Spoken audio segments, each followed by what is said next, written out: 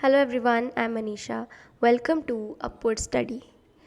तो आज के टॉप 10 एमसीक्यू स्टार्ट करने से पहले मैं आपको सेम वही बात बोलूँगी कि आपने क्या करना है, पहले खुद ट्राई करना है और उसके बाद ही आपने जो है वो आंसर देना है और अपना स्कोर जो है वो आपने एंड में ज़रूर शेयर करना है। ठीक है, तो स्टार्ट करते हैं आज का एमसीक्यू का सेशन। ये बहुत ज़्यादा इंपॉर्टेंट रहने वाला है, जो भी अभी अपकमिंग एग्ज़ाम है, खास करके जिनका एचएस का एग्ज़ाम है या फिर जो एनटी का एग्ज़ाम देने जा रहे हैं या फिर कोई भी आपका यूपीएससी से रिलेटेड एग्ज़ाम आ रहे हैं, उनके लिए एमसीक्यूज़ बहुत ज़्यादा इंपॉर्टेंट रहेंगे।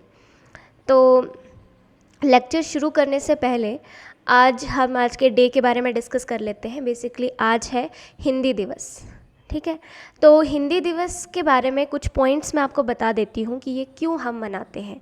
बेसिकली 1949 में इसी दिन यानी कि 14 सितंबर 1949 को हमने जो है वो हिंदी को अपनी राजभाषा घोषित किया था। याद रखना, हिंदी हमारी राष्ट्रभाषा नहीं है, ये हमारी राज्य भाषा, यानी राजभाषा का अर्थ होता है कि कामकाज की भाषा। ये ऑफिशियल लैंग्वेज है, not national language. Okay, official है, तो इसे ऑफिशियल लैंग्वेज के रूप में यहाँ पर हमने अपना लिया था। इसीलिए हम यहाँ पर हिंदी दिवस के रूप में 14 सितंबर को मनाते हैं। बाकी एक आपका डे है जो हम इंटरनेशनल हिंदी डे के रूप में मनाते हैं। तो वो जो आपका 10 जैन को होता है डे, उसके बारे में आपने मुझे कमेंट बॉक्स में बताना है कि ये हम क्यों मनाते हैं।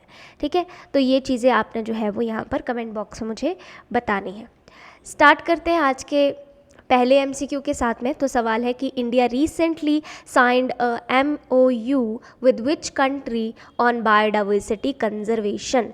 जापान, नेपाल, श्रीलंका या फिर ऑस्ट्रेलिया। तो किसके साथ में हमने MOU किया है ताकि हम बायोडाइवर्सिटी को कंजर्व कर सकें? तो करेक्ट आंसर है इसका नेपाल। तो नेपाल गवर्नमेंट के साथ में हमने इसे जो है वो साइन किया है।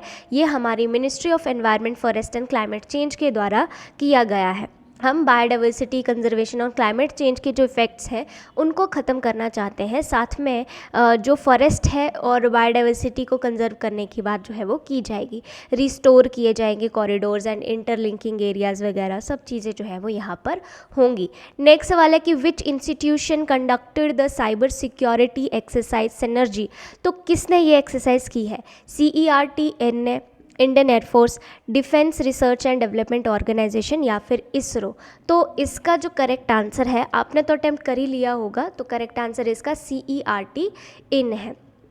तो इन्होंने जो है वो यहाँ पर इसको जो है वो कंडक्ट किया है। तो ये आपका क्या है, Indian computer emergency response team, यानी कि ये CERT इन ने इसको ministry of electronics and IT के साथ में यानी कोलैबोरेट किया है। किसके साथ में? Cyber security agency of Singapore के साथ में जो है वो कोलैबोरेट करके इसे कंडक्ट करवाया गया 13 कंट्री के लिए। ठीक है, तो ये आपने याद रखना है। ओके, तो जो भी आपके बोलते हैं कि ये कंडक्ट क्यों करवाया गया, इंटरनेशनल काउंटर रैंसम इनिशिएटिव जो भी होते हैं कि रैंसम वगैरह मांगी जाती है पूरा डेटा को हैक करके, तो उसके रिगार्डिंग जो है वो साइबर सिक्योरिटी बहुत ज़्यादा इंपॉर्टेंट हो जाती है। रैंसम अटैक्स को काउंटर करने के लिए किया गया है।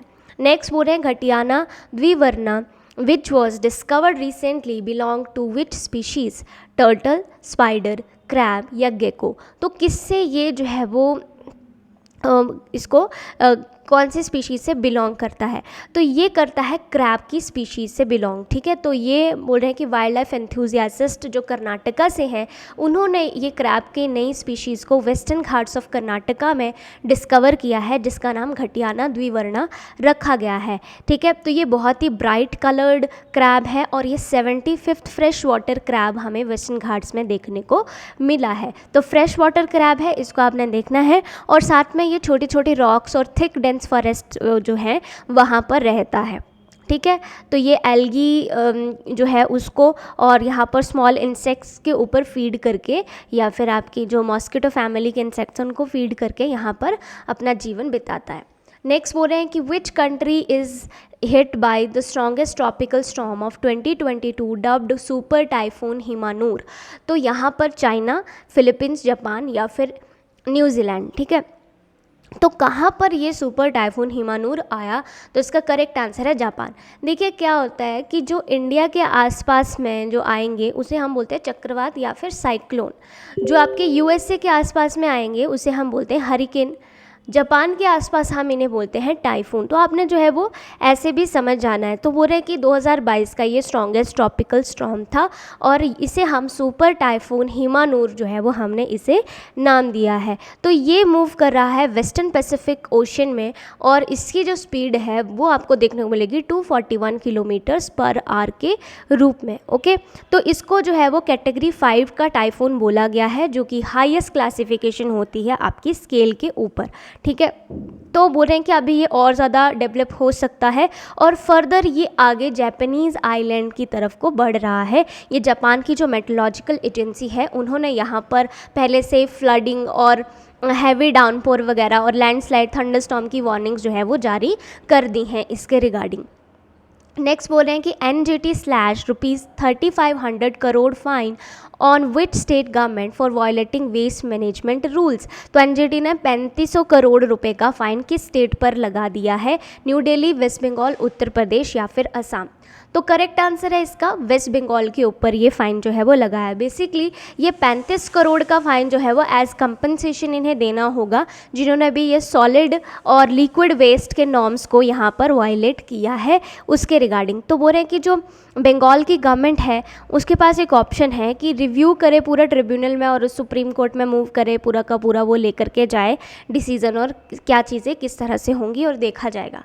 नेक्स्ट बोल रहा है कि which Indian state recently allowed the sale of locally made wine? Gujarat, Mizoram, Punjab या फिर सिक्किम। ठीक है, तो बहुत सिंपल सा सवाल है, तो इसका आंसर जो है वो है मिज़ोरम।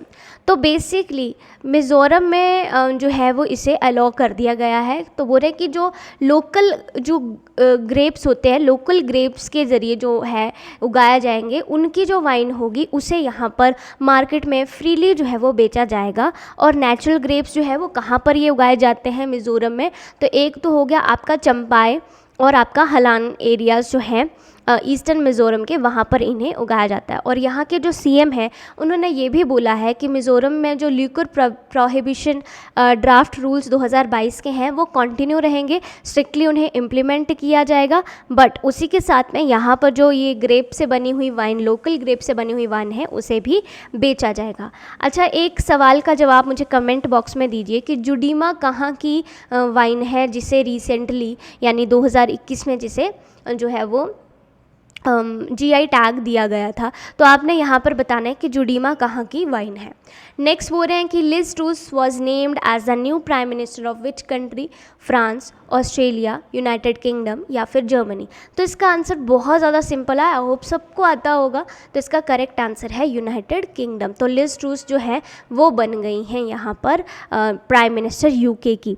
तो बेसिकली UK की ये 3rd प्राइम मिनिस्टर जो है वो बनी है जो है किसके बाद में? थेरेसा मे और मार्गरेट थैचर के बाद में जो है वो लिज ट्रूस जो है वो बनी है। इन्होंने जो है वो बोरिस जॉनसन के बाद में सक्सीड किया है इस सीट को। और साथ में ये भी बोल सकते हैं कि जो ये किसको हरा करके बनी है? तो ऋषि सुनक को हरा करके ये यहाँ की जो है वो प्राइम मिनिस्टर बन चुकी हैं।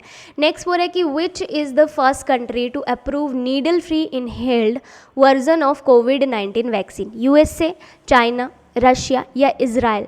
तो इसका करेक्ट आंसर है चाइना। तो चाइना फर्स्ट कंट्री बन गया है जो कि needle free inhaled version COVID-19 vaccine का जो है वो लाएगा। ठीक है, जो कि तेंजिन बेस्ड कैंसिनो बायोलॉजिक्स में जो है वो बनी है और उसे जो है वो अप्रूव भी अब कर दिया गया है। तो उसको ये बूस्टर वैक्सीन की तरह जो है वो यूज़ करेंगे। नेक्स्ट हो रहा है कि eye on the solar system is a tool launch by which country? तो किसने इसे लॉन्च किया है? चाइना, USA, ऑस्ट्रेलिया या फिर इज़राइल। तो करेक्ट आंसर है इसका USA। तो USA की जो नासा है उन्होंने अभी रिसेंट अपडेट जो है वो जारी की है। Eye on the solar system visualisation tool जो है वो ये लेकर के आए हैं। ठीक है, तो ये पूरा का पूरा ब्राउज़र बेस्ड विजुअलाइजेशन टूल होगा जो कि यूज़र को अलाउ करेगा कि वो ऑब्जेक्ट को जो है वो रोटेट कर सके, उनको कंपेयर कर सके side by side and modulate and perspective lighting के द्वारा। तो ये सब चीज़ें जो है वो यहाँ पर रहेंगी। नेक्स्ट बोल रहे इंदिरा गांधी शहरी रोजगार गारंटी योजना is an initiative of which state और यूटी। अगर आपने कल वाला मेरा लेक्चर देखा होगा तो आपको इसका आंसर ज़रूर आता होगा। तो क्या हमारे पास ऑप्शन है छत्तीसगढ़, राजस्थान, पंजाब या फिर दिल्ली। तो इसका करेक्ट आंसर है राजस्थान। तो राजस्थान है, जैसे आपका एमजी नरेगा है वो आपका रूरल एरिया में काम करता है, वैसे ही राजस्थान है शहरी एरिया यानी अर्बन पुअर के लिए ये स्कीम लेकर के आए हैं। कौन सी? इंदिरा गांधी शहरी रोजगार गारंटी योजना, जिसमें 100 दिन का जो है वो यहाँ पर रोजगार दिया जाएगा। और यहाँ पर ये इनके बजट इसके लिए एलोकेट किया गया है कितना, 800 करोड़ का बजट जो है वो रहेगा। और इसमें 25 एंड 75 की रेशो में पैसा खर्चा जाएगा ये लोगों पर, और ये जो है वो पूरा इक्विपमेंट्स वगैरह प्रोवाइड करवाने पर। तो आई होप आपको आज का लेक्चर पसंद आया होगा। और अगर आप अपना स्कोर ज़रूर शेयर करें, और अगर लेक्चर अच्छा लगता है तो उसे लाइक और कमेंट करके भी आप बता सकते हैं। प्लस कोई सजेशन देना चाहते हैं तो वो भी आप दे सकते हैं। और अगर आपने अभी तक चैनल को सब्सक्राइब नहीं किया है तो चैनल को सब्सक्राइब भी कर लें।